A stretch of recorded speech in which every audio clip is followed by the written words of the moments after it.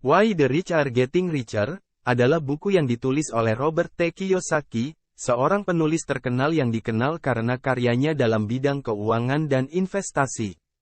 Buku ini merupakan kelanjutan dari bukunya yang terkenal, Rich Dad Poor Dad. Dalam Why the Rich Are Getting Richer, Kiyosaki menggali lebih dalam tentang prinsip-prinsip keuangan yang mendasari kesuksesan finansial.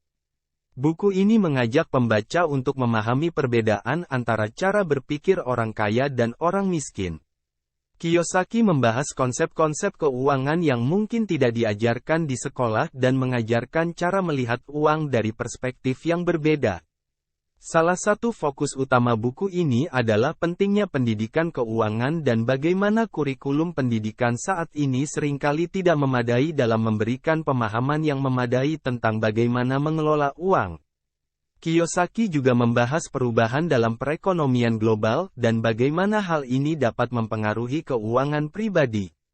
Selain itu, penulis mengupas strategi investasi yang dapat membantu pembaca membangun kekayaan dan mengelola risiko keuangan.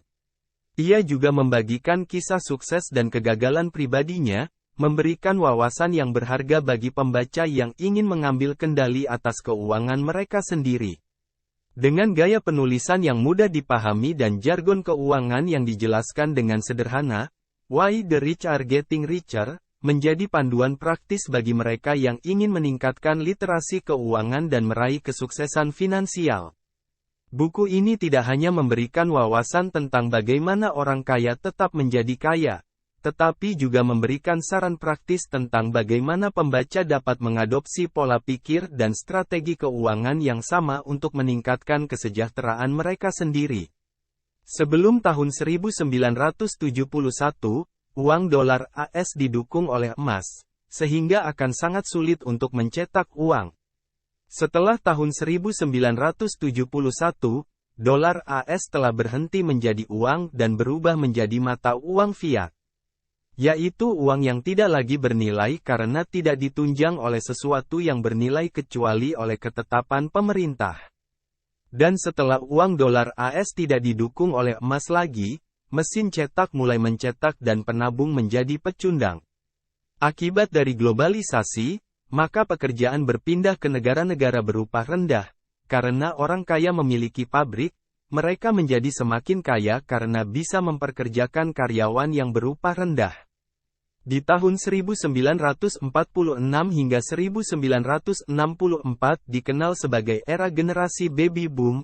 Di kemudian hari terjadi baby boom selanjutnya yaitu generasi milenial di kurun waktu 1981 hingga 1997.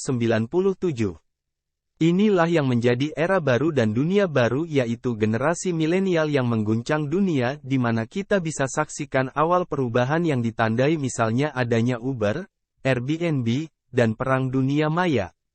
Ada sebuah nasihat dalam buku ini yang perlu kita camkan, yaitu, jika kita berdebat dengan orang idiot, maka akan ada dua orang idiot. Dalam dunia investasi, orang yang buta keuangan maka dia adalah investor yang buruk, di mana mereka akan membeli saham saat harga tinggi dan menjual saat harga rendah. Oleh karenanya, uang adalah bahasa, di mana orang miskin akan berkata saya tidak sanggup membayarnya, atau, saya tidak bisa melakukannya. Sedangkan orang kelas menengah akan berkata jaminan kerja, gaji yang mantap dan tunjangan. Namun orang kaya akan berbicara mengenai cap rate atau PE ratio. Sebab itu, mulai dengan buku, karena buku adalah guru yang paling hebat.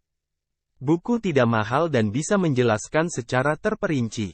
Dan yang terbaik dari buku adalah, buku bisa mengajar menyesuaikan dengan jadwal kita.